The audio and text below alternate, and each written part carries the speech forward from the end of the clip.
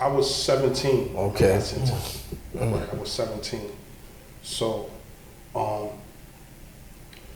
remember the judge saying 20 years to life. And I remember my stomach churning. And I remember the correctional officers grabbing me to take me to the back to the pens, to the holding pens from outside of the courtroom. As soon as I got outside of the courtroom door, I threw up. Right there, they grabbed the bell, and I threw up. But I'm gonna tell you something. I remember being relieved too. Oh, I was relieved. that's serious. I was relieved for two reasons. I was relieved because one, I didn't get 30 years, or even 25. 20 and 25 is a big difference. No question. 20 and 20, that's the difference of 5 years. That's right. The difference of 5 years anywhere is a Makes big it difference. different. Absolutely fact. You know what I mean? It's Absolutely. a big difference. So I was relieved, right? And I was also relieved because of the trial, man. It's draining. It beats Mentally, you up. physically. I was 16, 17 years old, That's man. right. Getting up 3, 4 in the morning, going to court every day, bullpen therapy. Man, that system know what it is, man. That system is designed to break you down.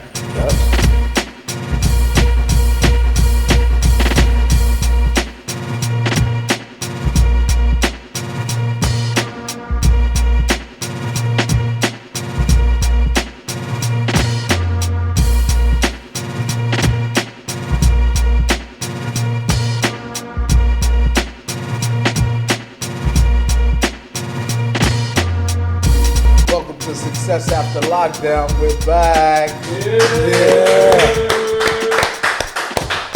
Okay, we got a real explosive interview conversation today with a good brother that I kind of grew up with.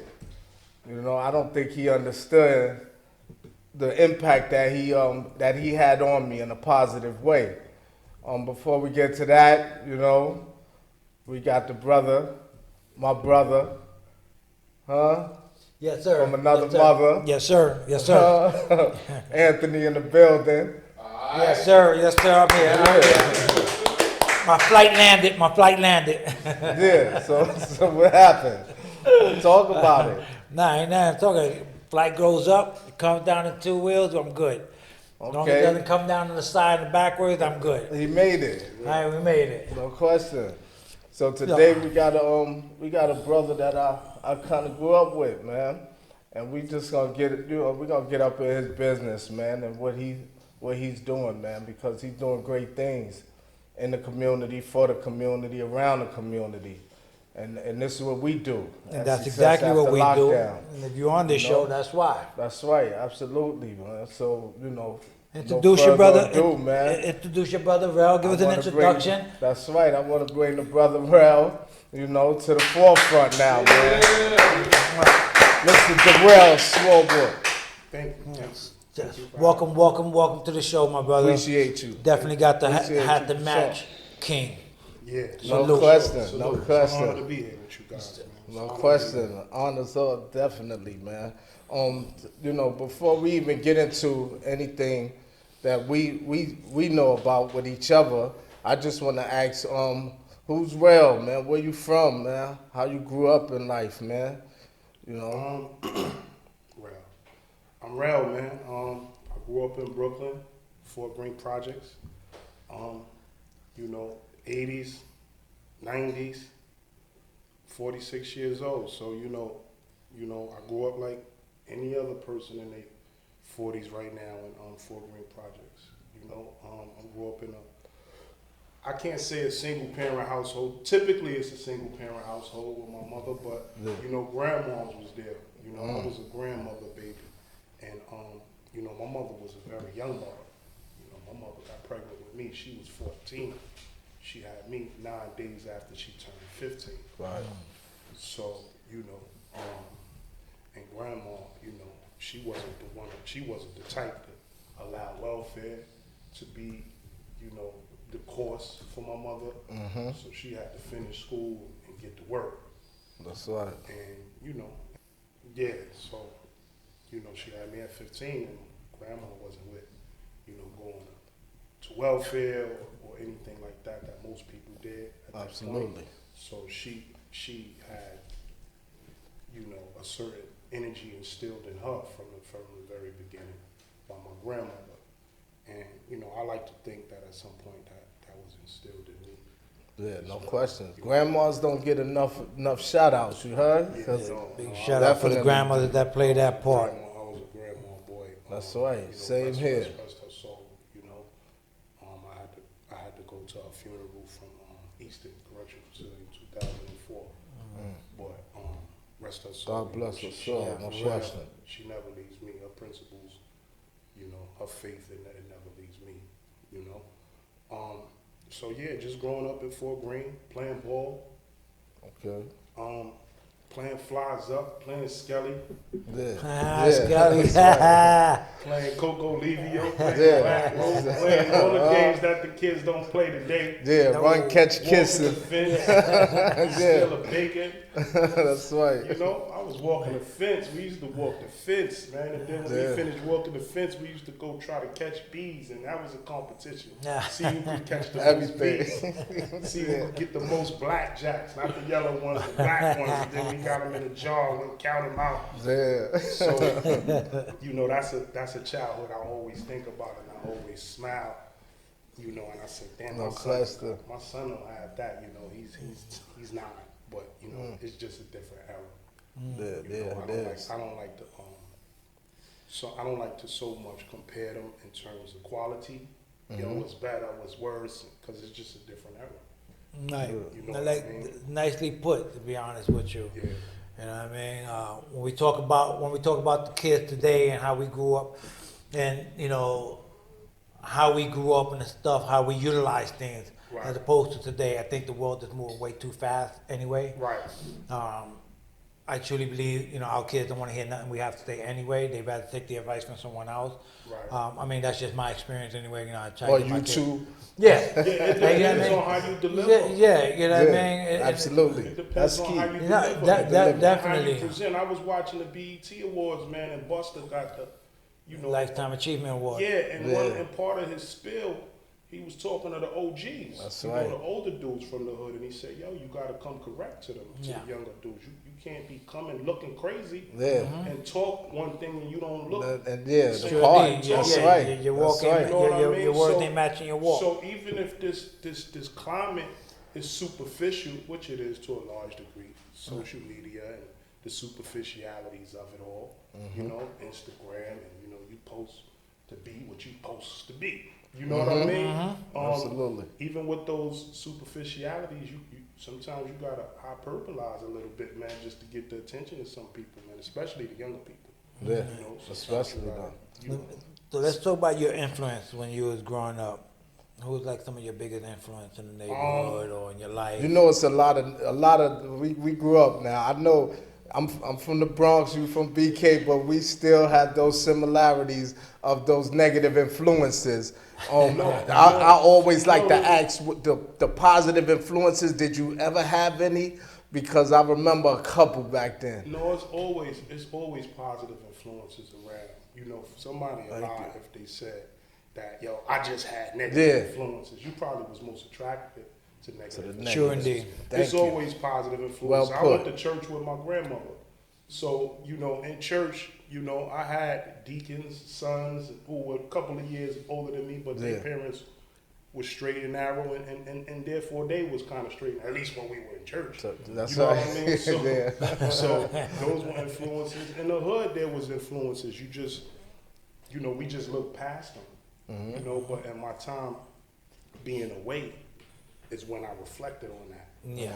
I didn't reflect too much on what was a positive influence at the time. Nicely put. You know what I mean? Absolutely. But when I was away, and I'm like, damn, man, I'm not going to fool myself to be the excuse taker and giver, to be like, yo, man, I ain't had no positive influences and all of that. Nah, there was quite a few. There was quite a few. There's one brother who's a big brother to me, who's always been a big brother to me since I was about 13. His name is True. It's my brother. that's little mama father. Okay. You know, that's No my niece. question. Little mama's my niece, right? Yeah. So, you know, he was like the first guy that I saw always with his kids. He had about 3-4 little kids, two his, two, you know, his ladies' kids, but they were his. He was the first one like that I physically saw in terms of not so much older than me. You know, you always see the grown-ups. Right. When I say grown-ups, I mean the grandfather. Yeah. You know, that tradition. Young, they were stepping up. Right, but True was, and I told him this when I was away for years. I tell him even now, like he was the first one, man. That image of father and responsible. Yeah. I got that first image from him, clear cut, man. Nice. Even when I was home at 14, trying to live a double life. I was living a double life at 14, 15. Absolutely. I got locked up at 16. I think we all. You know what I mean? It was a double life. You know you was raised properly. Yeah. That's right. Right? You in the house, you doing everything you need to do, but as soon as you get outside, Yeah.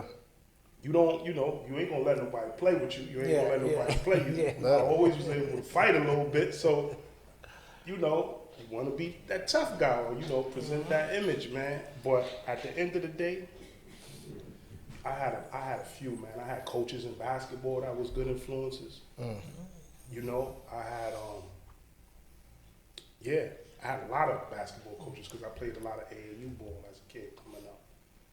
So now, so I'm hearing this, right? And the way you articulate everything, put it in perspective, man, is definitely amazing, right? 'Cause I don't think enough people do that, is put things more in perspective. I think it's more easier for us to gravitate to putting everything on negative and not taking no accountability or be responsible for our actions, right? So with that being said, living that double life, being conflicted, right? To being good around family and bad around, you know, your other family, which was the streets, right? Nobody ever wanted to be that square kid, go to church and then try to hang out with the bad guys and talk something good, right? Yeah. What happened when you got arrested? Tell me about you getting arrested. What was that like? Well, I guess you could look at like when did you lose that innocence? Yeah. You know what I mean? Too, just Well, building upon all of that. well, the innocence was lost in living a double life before That's arrest. absolutely. You know what I mean? You don't. I mean, my story ain't the one that I got arrested and then I went downhill.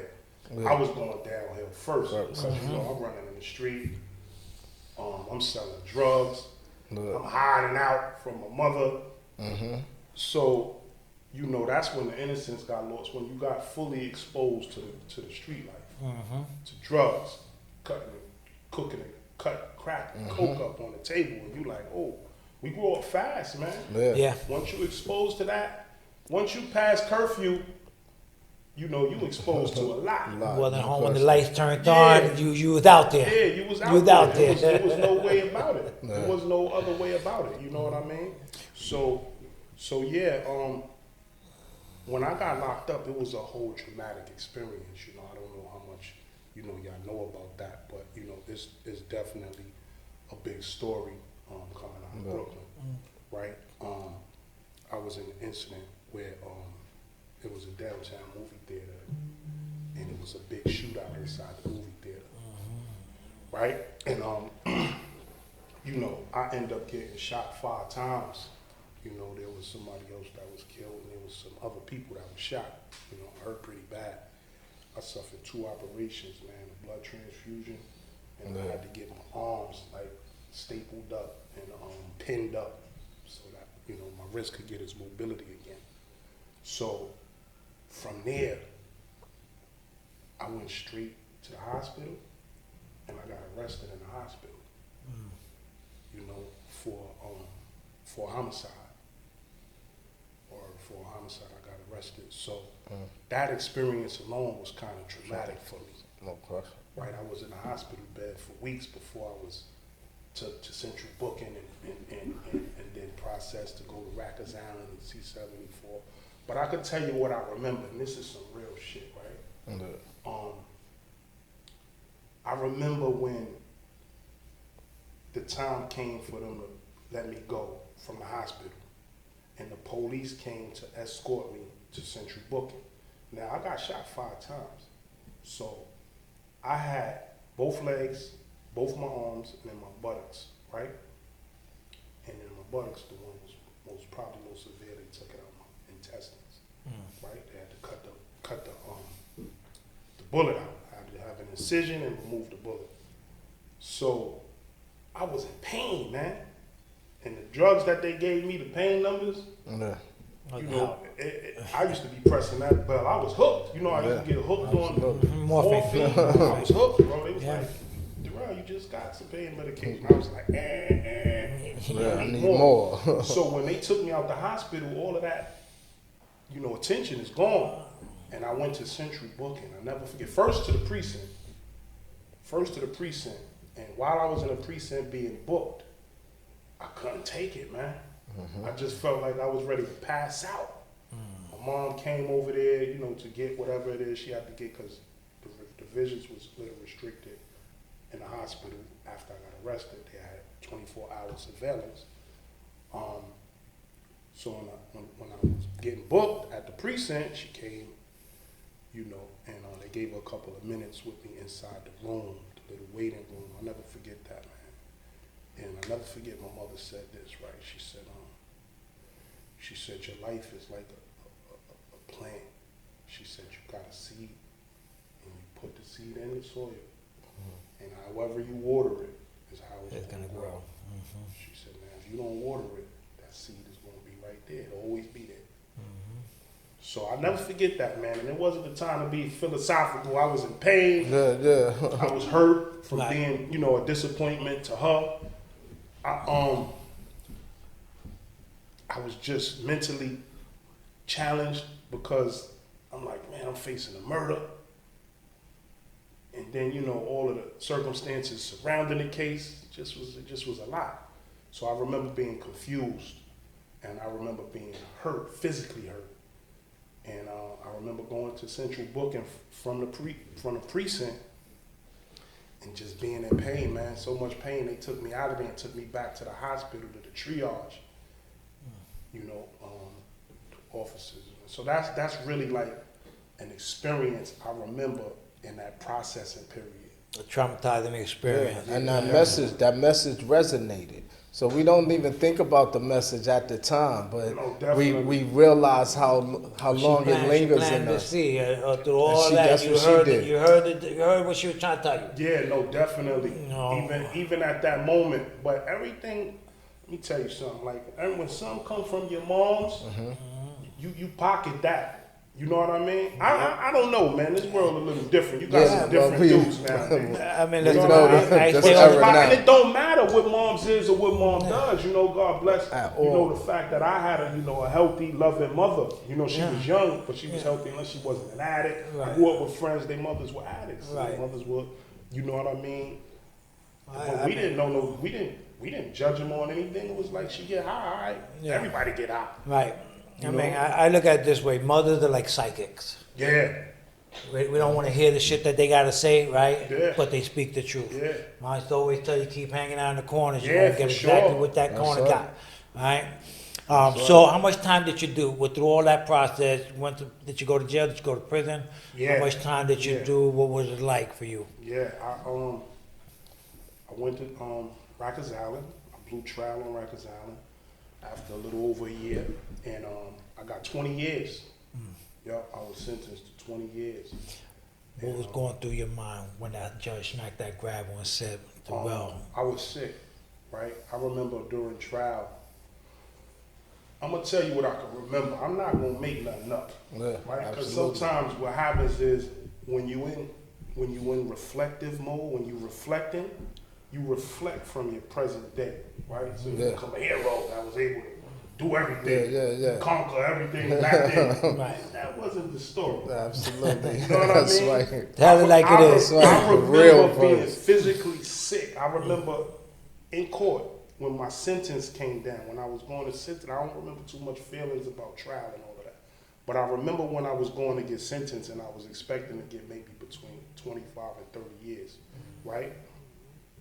And when the judge sentenced me, the judge had said a few things, you know, about me being a youth and about me, you know, hoping I'm able to turn my life around and, you know, stuff like that. I remember, man, it was all sounded like it was underwater.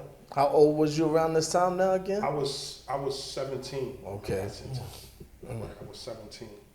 So, I remember the judge saying 20 years to life. And I remember my stomach churning. And I remember the correctional officers grabbing me to take me to the back to the pens, to the holding pens from outside of the courtroom.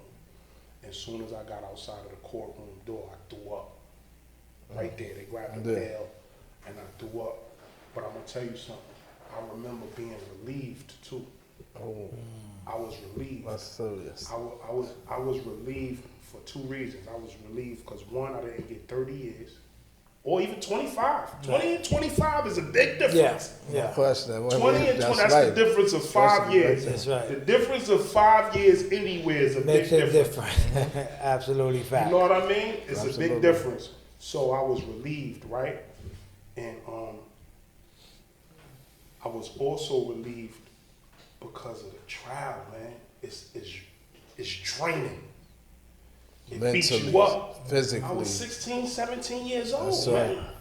Getting up 3, 4 in the morning, going to court every day, bullpen therapy. Man, that system know what it is, man. That system is designed to break you down. Yep, So absolutely. if it's breaking adults who got life experience down, what you think it's going to do to a kid?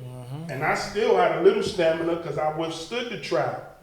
But at the end, that's where my relief came. It was like, all right, man. Done I with. could go up You know and what do I mean? this. Yeah, Let me, I could figure it out now. nah. Yeah. You know what I mean? And it was, it was a hurtful feeling because it's loss. You know, I had a daughter who was 6 months old at the time that I was arrested. So it's like, man, it was a lot, man. It was traumatizing, man. So I always I think about the time when, I grew up behind them walls as a youth, and growing up, I remember a lot of brothers that I grew up around, and I used to take that self-introspection of myself early, when I received 25 years to life. And I used to be like, damn, we were already in there with brothers that had 15, 20 years, and some of them just didn't get it, early. So it took 10 years, 15 years, 20 years for some people to get it after a while. I was one of those individuals that got it, early. Yeah. Like 2-3 years after my incarceration, I started closing that gate, taking that self-introspection of myself, wanting to grow and develop, to be better than who I was, the person Which I is was. surprising knowing you. I want to ask you, like, what was that time for you? You know what I mean? No, I know exactly what you mean, man. No question. I wrote a paper in Exodus, right? The group that all of the Exodus Transitional was birthed out of, right? That's right. I was a part of that group as well. And it was called The Defining Moment. The paper was The Defining Moment. I don't remember it word for word, but I remember I was 5 years in. I was in Green Haven Correctional Facility, right? It was probably like 1999, 1998, around there. And I wrote that, I wrote about how I wanted more and I wanted better. Even though I was in the circumstance, I wanted better for myself. And I stopped smoking weed, because I was smoking weed left and right. It was like, the yard was like the street. That's Go right. outside, buy a bag of weed. You might could buy some alcohol. Everything, right? everything So it was like in the street. water bottle. You Yeah, remember? Yeah, you was able to desensitize yourself. You know what I mean? That's right. You was able to find that, distraction. So I don't know what it was, man. It just something hit me. But I'm gonna tell you something, E, going to your point real quick, right? When you said there was older guys that, you saw, and I saw all of that. And I remember being in Elmira, this was before Green Haven. And I remember listening to some dudes who were older, right? Yeah. And I remember saying, damn, man. Yo, I'm gonna tell you something. This is some real shit. I didn't know that adults were stupid, man. That's for real. That's real I shit. didn't know that adults That's were real. stupid. Yeah. You gotta understand something. Thank you I for got saying locked that. up like 16 years old. that. Right. For the most part, the adults in my life were parental. My aunties, my uncles. And if you go to a friend's house, his family members, they were parental. Real talk. Right? You wasn't close enough to know if they were not too sharp or not. Right. But when you in jail and you just hear people on the gate, and I heard people talking about, yo, on my first bid, yo, I remember we was over here. And yo, that was my second bid. Yo, and these was grown ass men. Yo, Aunt, man, I'm telling you, man. It was grown men, and I just couldn't understand. I'm like, so how the hell you back here again? Yeah. This is what I'm thinking.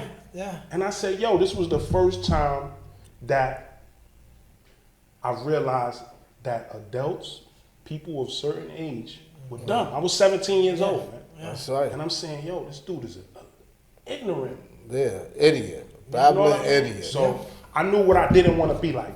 Bingo. I knew what I didn't want to be like early. That's and then as I started to move around in the system, I started seeing sharp dudes. You know what I mean? The Don Cores, the Messiahs.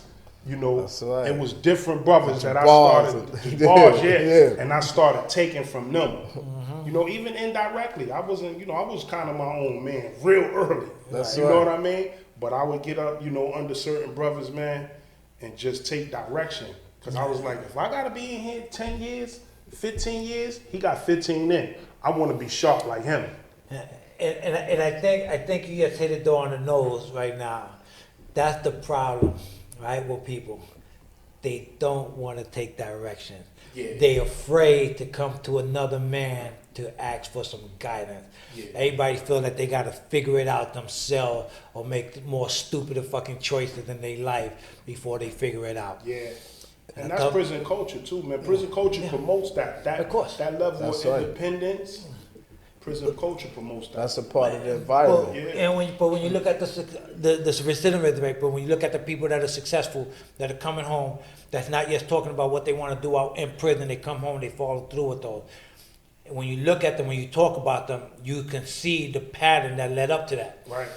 Right? There's one thing to talk about it and say I'm going to do all this stuff because it sounds good, but to actually follow through with it. Let me separate myself from the weeks over here, from these people doing the same old dumb shit, and let me go over here and let me look for some guidance from tutelage under somebody else's guidance that's going to help me reach what I'm trying to achieve. Yeah, absolutely. Sure. So in going through that and noticing that and seeing those, those older adults now, what we call babbling idiots, because I've experienced the same thing. Yeah, no question about it. What was like one of the worst things that you seen during that time, that any time that any prison that you've been in, man, like what was one of those worst things, whether it happened with you or just, that you've seen that you could say kind of pushed you back, like, wow, traumatizing. This is crazy. Because a lot of stuff is traumatizing and we don't even know it. A lot of us go through, we went through that life growing up in prison and we didn't even understand the trauma that was going on. There was two incidents that were traumatizing for me, both very early. But I don't know if it's traumatizing in a classic way that we understand the word, right? Or the concept. But I'm gonna tell you, one of my childhood friends got stabbed. His name is Tankhead, right? Tankhead Sean, because there's two Tankheads. That's kind of known. One from the Bronx, one from Brooklyn. The one from Brooklyn I grew up with since the sandbox, right? And he got stabbed. We were in Elmira. I wasn't there when he got stabbed, but I heard it was really bad. I don't even remember if they airlifted him out of the facility to be taken care of. But I know he got stabbed in a way that was detrimental to his life, right? I know he could have lost his life. It could have went either way. So when he got stabbed, that was somebody I knew my whole life. So automatically, who I am, the loyalist person who I am, I knew I was going to hurt somebody. I was traumatized to that, because sometimes you could be traumatized to where your defense mechanisms heighten. They just go above and beyond, and it could be fear. I don't even know if it was fear. I'm not going to lie to you. I don't know. I just know that I felt bad. I don't remember if I cried over hearing what happened to Tankhead, but I know I cried inside. Because I'm saying, what if I don't ever see my friend again? What if he died? At the time it happened. And so I knew that if I ever found out what happened and, you know, when these gates open or whatever the case may be, I know I'm going to hurt somebody. I know I'm going to stab somebody. I knew that. Right. So, you know, in the aftermath, he was airlifted, went, and then it just dies down because they take this person out and this person out. Yeah. And it was never a group situation where, like, the guy who stabbed him peoples is raising up against his peoples. So it never came to anything. But I remember how I felt. It's the same thing. I said it was 2 incidents. It's the same thing with my crimey, right? K-Born. You know, he got cut in C-74. And then you know how when you get upstate, you start to see and you bump into somebody you got a beef with, might have cut you, whatever the case may be. We went Green Haven and they were saying that the person that cut him was coming through transit in Green Haven. And we didn't know if he was going to be let out or not. That was another incident. The incident when it happened in C-74 wasn't traumatizing because everybody was cutting each other left and right. Yeah. But when he came upstate and we thought we was going to see him, and me and K-Born got together, we knew we was going to hurt him, man. Yeah. We didn't see him. Right. Thank God. Right. Right? But I'm just saying, the person who I am, right, or the person who I was, I'm not trying to start nothing. But if something come this way, I'm going to really act hard and really aggressive about it. Right. I'm not trying to start nothing, you know, but you cut my brother, and if you fall over here, so I was really scared to see him because I knew what was going to happen. So for me, that's a traumatizing. Absolutely. That's a traumatizing experience. When you so scared that you're going to hurt somebody and possibly kill somebody because of your environment, and you feel like you don't got no control over that. Yep. You feel compelled to do that's right. You feel compelled to do damage. I think we can all agree we know exactly what that's like. You know what I mean? Oh, absolutely. And that's a pressure, man. That's a lot of pressure. That's another part of jail culture, man, that I reject now. But that was when I was young. Right. At the end of the bid, I'd have been like, man, I'm going home. Man. Kidding me? So let me ask you, through all of that, right, while in prison, your growth and development, what made you get into what you're doing now? What was that transitional turning point that you said, you know what? Fuck this shit. Yeah. I need to focus. Yeah. I'm trying to reach my destiny, and it ain't being up in here talking about, I seen you in my first, second, third bid. I need to follow my North Star and figure some stuff out. That's that growth and development stage. No, for sure. That's right. Like many of the brothers, I was exposed to the college program. I went to Bard College. Big up the Bard. Big up the Bard. I went to Bard College. Actually, in its early stages, in its early development, I got in, man. Probably like the 3rd class. Absolutely. So when I got in school, it kind of changed my perspective. It kind of broadened my viewpoint in life. You know what I mean? Through old ass history books. You know what I mean? There was a particular course it was a particular course on concentric circles, urban development. Yeah. So you were able to see how the city is developed. Man, that shit blew my mind, man. Because I was able to look back and see how Fort Greene became Fort Greene. How, any hood in the Bronx became the hood of the Bronx. So that really opened my mind, and I just kept reading, kept studying. Exposed to higher education. Yeah, definitely, definitely higher education. And then I felt like I was beginning to equip myself. I was qualifying myself to do things, that I didn't feel like I was able to do before.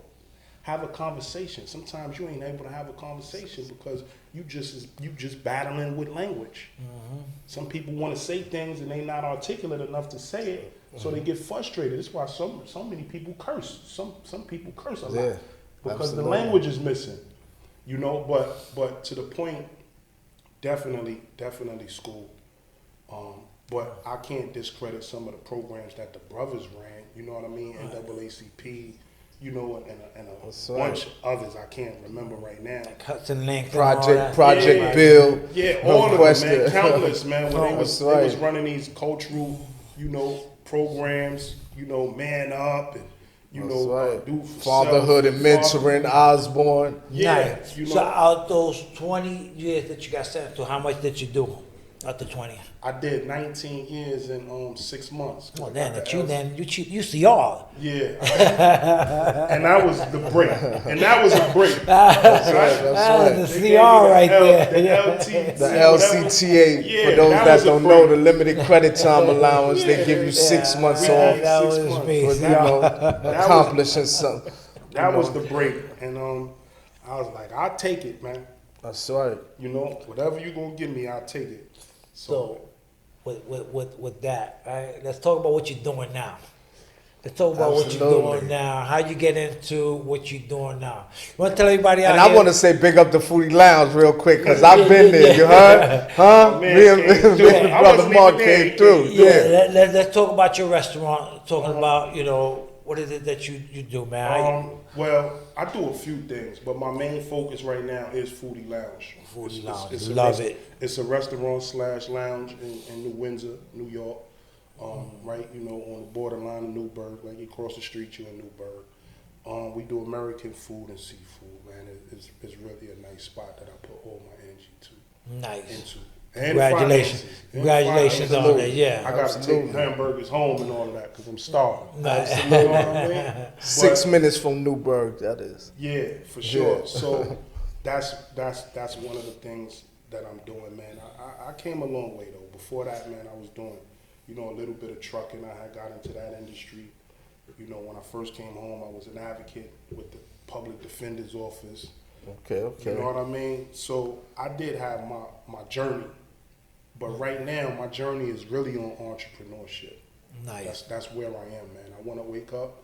I want to give all my energy into financial freedom for myself. Absolutely. You know? Big up to that. And as selfish as it sounds, it is, because I can't do nothing for anybody, and I've done a whole lot. Ask these brothers who came home behind me. That's Either they got jobs for me when I was running construction with my brother True, who I mentioned earlier, or they got straight cash from me because I was able to do it. But right now, I'm learning, and this is a hard choice. I really have to focus on me because I can't help anybody, not my kids, or not even the brothers who might be left coming home if I don't That's right. erect something. But I always say, even in that entrepreneurship stage, and you helping you first and foremost and family, you still giving something back to the community. Absolutely. People You know what get I'm jobs, saying? people get So work, that's right. people You know get what I mean? direction, tutelage, you showing them how to Absolutely. do But I tell people this all the time. It is emotionally impossible for you to love someone more than you love yourself. And sometimes it's physically impossible for you to do more for someone than yourself. things. Yeah. And as selfish as that sound, I tell people all the time, I got to take care of me, my mind, body, and soul, Anthony first, in Yeah. order for me to do for you, my loved ones, and my family. Yeah. Because some people, when you give too much, want to take advantage and want to try to break you over it. Entrepreneurship, staying dedicated, staying focused, chasing that grind is what it's about. Yeah, for That, sure. that financial freedom that we talk about. You know, I'm one of those guys that I don't have to worry about that. I wake up, I'm my own boss. it. You know what I Yeah. mean? I still do what I do. It's a great And feeling, it's a man. great feeling. It is, man. you Even know. when it's not so good of a day. That's right. It's just a great feeling, man. Yeah. That I'm giving my energy That's right. towards my vision, you know? And sometimes you gotta work harder. Sorry. Yeah. You gotta work harder. I done started another company, man. I'm doing training for boxing now. No, I'm Okay, talking okay. about it. Yeah, I Let's see see what you. I that. see you. Know I follow you, right? Yeah. Success after lockdown, follow you, So man. I created a gym in my garage, and it's nice too, man. Yeah, you gotta, absolutely. you gotta check it out online, man. You know, we on Instagram and Facebook. You gotta check it out. I created a gym for myself because I just started getting too big. I said, man, I don't be having time for the gym. So I laced it up, man. And I always train my son, you know, because we like boxing as a sport. I Yeah. come from a long line of boxers in my family. You know, my little brother's active right now, amateur still. So I've been training my son, and people walk by, right? Yeah. And they like, you know, I want my kid to do that, or could you show me how to do that? So I say, you know what? I'm gonna start training, man.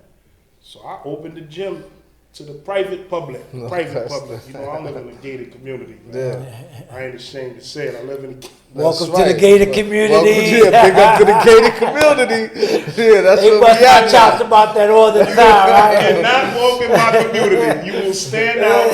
That's what I tell people now Early. all the You time. will stand out. Early. They will call the cops on you in a minute. That's Immediately. right. It's Everybody knows who you supposed to be. That's That's right. right. You know, You got to go through security. Yeah, my doors be open. I don't never lock my car. Absolutely. Beautiful I feeling. could never get locked out of my house. Yeah, Go no through question. the garage, whatever. Like, so, Yes. so you know, those are the small things that I appreciate in life. You know what I mean? Those are the small things. And now I'm offering the community, you know, a sport to be trained in. And I got, you know, 6-year-old girls, 9-year-olds. I got two clients coming this Saturday, 7 and 10, right from the community, man. Nice. So it's something. It's something to keep me afloat. It's something because I feel best when I'm giving something back. Right. Although I said That's I'm right. focusing on me and all of that, and I am. It just I don't feel right if I'm not giving something back. back. Got to. You know what I mean? It's just the way you That's sharpen right. yourself and keep yourself, your skills up to par. You know, and your socialism up. No question. You know, I'm working that right now. The Foodie Lounge is really slow right now. It's Yeah. like one day it'll be packed, the next day it'll be nobody. And Yeah, restaurant business. Yeah, the hard restaurant business is hard, bro. Yeah, it is. Yeah, it is. It's People really don't hard, understand man. that too. I had my No first question. restaurant. I tried to get into the restaurant business when I was 17, 18 years old. Complete flop for me, Yeah. but it was a great experience. Yeah, I'm hoping What, that what, don't be the what, case. what it showed me, you know, in life that, you know what I mean, see everything through. Yeah. I don't look at it as a loss. I look at it as an experience that I realized it's just not for me. And that's where I'm at. That's You where know? I'm at. That's how I'm here today. And that's all it is. It's just an experience that's time to put in your portfolio to move forward to the next one. That's how right? I'm here today. I promise you. I forgot I was scheduled for an interview, Yeah. but my spirit was low. You know, just because everything is going up and down, my spirit was low. One of my childhood friends sent me a motivational speech from YouTube on entrepreneurship. And the words that the man was saying, bro, I felt like he was just talking straight to me, bro. Yeah, You know, yeah. about being up, and it's ain't for everybody. And you know, you got a vision, you know what I mean? No See question. it through. You might lose some stuff. You might not have as much as you had. But if your vision is what it is, see it through. That's right. You know what I mean? Absolutely. And so I came here because it's part of seeing it through, right? Because even if I talk about the rough parts, people need to hear that. Absolutely. You know, Absolutely. you can't get the That's glory, right. you know, without that pain. So people need to hear that. And anybody who know me know I ain't one for fronting. I ain't one to be acting like I'm other than, bigger than, none of that. I'm going to keep it real with you, 100%. Absolutely. 100%. I'm going That- to tell you I'm hurting. I'm going to tell you I'm crying. I'm going to tell you I'm broke. That's right. I'm going to tell you everything you need to know. Yeah. 'Cause So- I want you to do better. Yeah, so I just wanted to share this quickly too, man. That just and we speaking on this energy that and being down at times. Like you was definitely an inspiration in my life, right? And my preparation, and I don't even think you knew it when you came to Sing Sing Correctional Facility to get your master's degree, right? I would be remiss if I don't big up Mercy College. Big up to Mercy College. I went through Mercy. Big up you Mercy know? College. You know, and I was in Mercy College at the time getting my bachelor's, and I seen you come through, and I was like, yo, I'm going after it. Real's in there, I'm going after it. I see the brother in there, and I always used to remember you from Green Haven, from those basketball days when we was out there in that yard, you know, and I said, wow, this right here, and you also was a part of the platform that I created here with Success After Lockdown, because when you went home, I was like, I want to see those brothers that's going home and making a difference. And we used to hear, you know what I mean, about the good things that you were doing for the community, in the community, planting that seed. You know what I mean? That growth and development behind these walls. And so I said, when I go home, I'm going to create that platform, man, to give back. to stop to knock down this recidivism rate Yeah, being for so sure. high, and showing that there are men that's coming home and staying home, not only staying home, giving back to their community, man. And I appreciate that, No, for and I sure. appreciate you coming today, man, and Yeah. talking with us. Yeah. Sure. I Definitely. just got one thing, right? I just want to put one thing on the table, and you can't duck it. If this was Drink Champs, question. you had to take a shot. No question. We talked about basketball. Yeah. Who was the best basketball player? Y'all had a lot of them up here. Yeah, see how he do? See how he do, Anthony? Y'all had Drake. Y'all had Brad. Y'all had Green Eyes. And I don't know who else. But those are some top. Those are top Yo, echelon. look, real here too, so don't Yeah. stop. Stop. Right? No, They had you a hear whole me? lot. No, look, if I. They had Dre, they had Green Eyes, they had Rad. Oh, Yeah. man. I They tried was to get all them all. greats. Yeah. And now I got real They here, wasn't man. getting There 60 you though, go. Anthony. They wasn't getting 60. Yeah, Man, listen, real deal, quick, man. real quick. No Yo, question, like, this is a man. great interview, but I just want to touch on one thing real Appreciate quick. Right, we talked about it a lot, and the way you articulate yourself, and you talk and make things clear. A lot of people neglect to talk about mental illness and mental health coming home. That's one of my passions. That trauma. Definitely. How do you feel? Do you feel that you struggle through any mental health, or I still struggle, brother. Every Right. day. how do you talk about it? Like, what are some of the things that have been triggered to you through your experience in life? Right? Because I know when we talked about that experience in the hospital and everything like that. Like, how do you deal with your mental health? How do you stay sound, mind, body, and soul? I talk about certain things with intimate friends, Okay. family, certain things. More friends than family. More friends than family. More people that been through the experience, and they talk about it with me. And it's not the issues that paralyze you where you can't be productive, right? In Exodus, there's a saying we say inside Exodus about the what you call it? It's the jinn, but it's primary issue. Primary issue is something that could lead you back. So we need to identify our primary issues and work on them. And I don't think any of us are without those primary issues. Even if you it's like an addict, right? Right. You always in recovery, right? That's me. I'm always in recovery, man.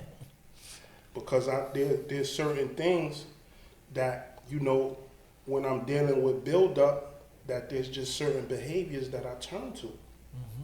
And those behaviors built over 20 years. From when I was a kid to when I became a man. You was a kid in jail at 16, going to prison. And then you become a man and they let you out at 36. There's a whole lot of traditional socialization steps that you just missed. Nurturing, being with the woman in the right way to help you develop another side of you. We miss those. Yeah. And so you get home and then you about business and all of that, but you could lack compassion in a certain way, right? That's the You could be slow to be communicative. That's it. You don't want to tell that's mental health. Yeah. Yeah. You don't want to tell what you're thinking because you born and bred in a institution where you don't share your thoughts. Facts. That's a security breach. Telling how you feel. Yep. Right? That's a security breach. Absolutely. How you gonna do 20 years of that? I did more time when I came home. I had spent more time in jail than I spent out in society. So how I'm just gonna shake it off and all right now, I don't even know what the proper or the technical way to be is. You gotta learn that as you go along. Yeah. When my wife sees this episode, she's gonna understand a little more. You know what I mean? Absolutely. But it's something, and then we do try to at least I try to identify it within myself. and work on it. But it's not easy because we still got defense mechanisms. And you know what our defense mechanism is? I don't need that shit. I do it by myself. Yeah. Man. I'll be all right. I could do it. I done been get through the worst already. Yeah. So you can believe I'll be by myself. Yeah. Yeah. So what I always tell people, let's not ignore it, right? We all suffer through some type of PTSD, anxiety, depression, some type of trauma that needs to be addressed. You know, is who we address it with and getting the response or the reaction, right? When I share about some of my things, what I'm looking for is the response, not a reaction. Some people share the wrong thing with the wrong person, then get a reaction that leads them back into some self-destruction behavior. Yeah. And with that being said, we're almost running out of time. Yo, thank you, my brother, for being on the show. I appreciate it. Appreciate you. Let the people out there know how to get in touch with you, how they can follow you, look you up, and all that stuff. Come support the restaurant lounge. Come hang out. Come chill, feel the vibe, and eat some good food. Yeah, come. Google Foodie Lounge, man. FOODIELOUNGE. Yeah. We on And Instagram. not on. Yeah. We on Instagram. We on Facebook. Yeah. Come have a party there. Come have a graduation party, birthday party, Okay. retirement party. The lounge is available for you, man, and I have good food as well. We're in the food, family, and fun. That's the words that's on inside there. We do catering, everything like that, man. On the other side, I got the boxing program going on right now. If you're in Orange County, check us out. Outside the box boxing. You know, we working. No question. Nice. And the food is good. We working. I was there. Yeah, so You I'm heard? trying Yeah. Success After Lockdown was in the building. Just another success, guys, to show everybody out there, man. Just because you've been incarcerated doesn't mean that you can't come home, change your life, do something positive and productive, get back to the community. Success After Lockdown, that's what we promote. That we never let our past dictate our future, and we never let nothing hold us back from doing our part in our community, stopping the gun violence, giving back to the community, reaching our dreams, making them a reality, and pushing forward. With that being said, thank you to all our subscribers out there. We'll continue to ask you for your support. Success After Lockdown on YouTube, Anchor, Spotify, Apple Podcast. You can reach us on Facebook, Instagram, TikTok. Follow us if you know someone that's in there that's struggling, who's still a little misguided, that can use some words of advice. You can send us an email at successafterlockdown@gmail.com. You know what I'm saying? We can reach out and respond. We will do so. If you know someone that would be great to be on this show who has come home from doing some prison time and have something to offer, please let us know. We would love to have them on the show. With that being said, everybody have an amazing hot summer. Damn, Stay we safe. everywhere. We're everywhere. Okay. Everywhere. Yeah, that's how I like it. In the building, baby.